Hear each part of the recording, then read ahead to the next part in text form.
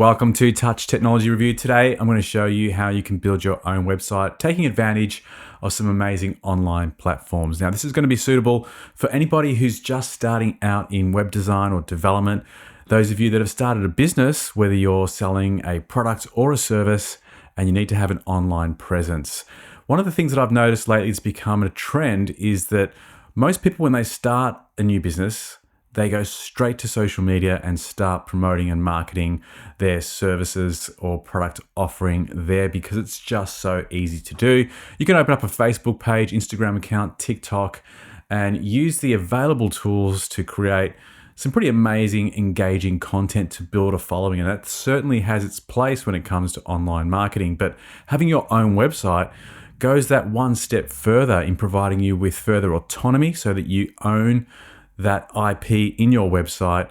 It then gives you the opportunity to transact with your clients, and no matter what's happening in social media, you are independent of either one of those platforms by posting your content onto your own website. So if for some reason you get shadow banned or if you find the algorithm changes, you've still got the opportunity to push traffic to your own website irrespective of what's happening on social media. So regardless of what you're doing, it's really important to have a strong online presence that is your own. So we're going to talk about all of the options available there. First of all, there are online builders. There's Wix, Weebly, and Squarespace, which are the three main ones that I've highlighted today that you could consider.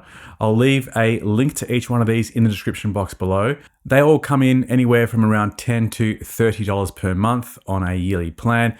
And this will give you a startup package that you can take advantage of many hundreds and sometimes thousands of templates that you can customize further, add your own logo, upload your own banners, modify all of the text and images on the websites. If you want to have e-commerce capability in any of these platforms, this can often cost more, anywhere up to $70 a month. So it starts getting rather expensive if you go for the premium plans in either of these platforms. The other disadvantage apart from that price is the fact that you're locked into their ecosystem so that at any time, if prices increase, you have to go along with the price increase and you might find yourself paying more just to maintain your website. So although they offer you a great inroad, very easy to use, intuitive navigation, and the ability to build a website, even if you don't have any coding or design experience, the downside is that you are kind of beholden to each company depending on what their terms and conditions are at any point of time, very much like social media. So you don't really have that full autonomy. So if you are looking to get more out of your online presence, to be able to fully customize your websites, own all of your code, and not be subject to monthly fees, then a great option is to consider WordPress, and this is my web development platform of choice.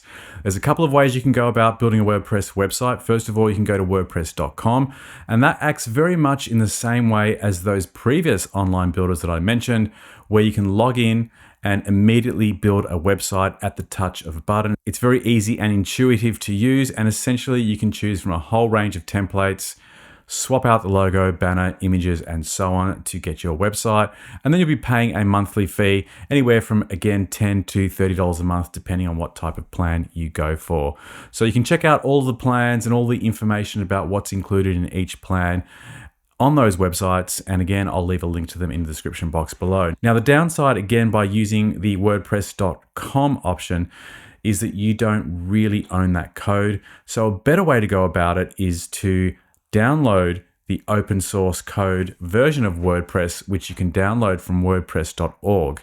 And then you can take out a hosting package from any of the available hosting providers in your region. If you're in the US, there's HostGator and GoDaddy. And if you're in Australia, there's WebCentral, Digital Pacific, to name just a few. Plenty of options there to get a hosting package, and they'll start as low as $5 to $10 per month to give you all that you need in order to host a WordPress website. Once you've set up your hosting package, you can simply upload the WordPress source files onto the server, configure a database, and pretty much you'll be up and running with your own website, and you'll be able to select from custom templates and build them in much the same way you would have done on the WordPress.com platform.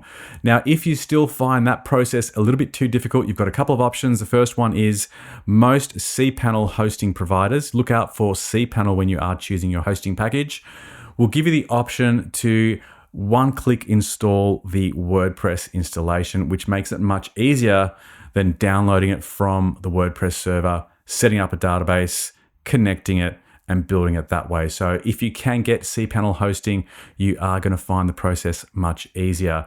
If you still find that rather difficult and you can't be bothered doing it or don't want to go through that learning curve of setting up your own hosting environment, building your website within the infrastructure, you could consider engaging a web developer and designer that can help you with that process. They can take you through the early stages of setup, right through to helping you with the design and development of the website itself. And you might find that the cost of doing that far outweighs all of the effort that you've got to put in when you could be doing something else with your time. So if you do go down this path, perhaps consider partnering with a web developer to help you. But ultimately, I think the benefits are there in that if you have your own self-contained server that contains your website, you're not going to be paying exorbitant monthly fees. If the pricing increases for the online packages, you won't be subject to those price increases. Now, the final thing I want to discuss is e-commerce. All of these platforms that I mentioned have the ability to add e-commerce.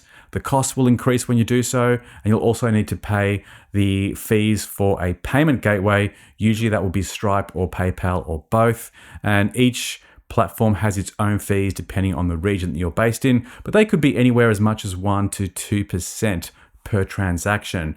Now, when you have your own WordPress website, you're not paying ongoing fees for the transaction itself because you own the code, so they're not subject to any tax from a company that owns your website as such, but you are going to be paying the transaction fee for Stripe or PayPal, which is a payment gateway. So there's always going to be some cost when you move to e-commerce, but it's going to be far less on your self-contained WordPress website than it would be when you're using an online platform that offers e-commerce. I know a lot of people go for Shopify because it's probably the leading name in e-commerce. Their plan started around $30 per month. It is a great platform. Amazing templates for e-commerce, lots of add-on modules available as well. The downside with Shopify is that you do have to pay a transaction fee for the sale itself, and then on top of that, fees for the payment, depending on which gateway you use. So if you are selling volumes of product and you become more successful than you could even imagine, you'll find that your fees start becoming unreasonable, in which case you might then look at changing over to a self-contained WordPress website that really does help you reduce the fees of running an online store. So there are my tips for building a website in 2021. If you're a complete newbie and you just want to get in there and build a website very easily, consider one of the online builders that I mentioned earlier in the video, whether it's Shopify, Wix, Squarespace, or Weebly. But if you have a little bit more patience and you have the ability or resources to pull in a programmer or developer to help you out, I would certainly recommend going for a self-contained WordPress solution that is going to give you more autonomy and also reduce ongoing fees moving into the future, especially as your brand becomes more recognized and more successful and you have a greater volume of transactions. Hopefully this information has been helpful. If you have any questions whatsoever, or if you'd like to suggest any videos that I could produce on this topic or any other, please put them in the comments box below. Thanks for watching, and don't forget to hit me up with a like and consider subscribing to the channel so that you're notified of up and coming video releases. By the way, for the regulars of the channel, if you're wondering why I've been wearing this cap, the reason being is that we've been in lockdown here in Melbourne for must be over a month now. I've lost count now. But obviously, along with that, we can't even go out to get a haircut. So I'm starting to look a little bit unruly and unkempt. And this is my attempt to try and present better on videos. So this could become a new look for me on the channel. Thanks for watching. See you on the next one. Bye for now.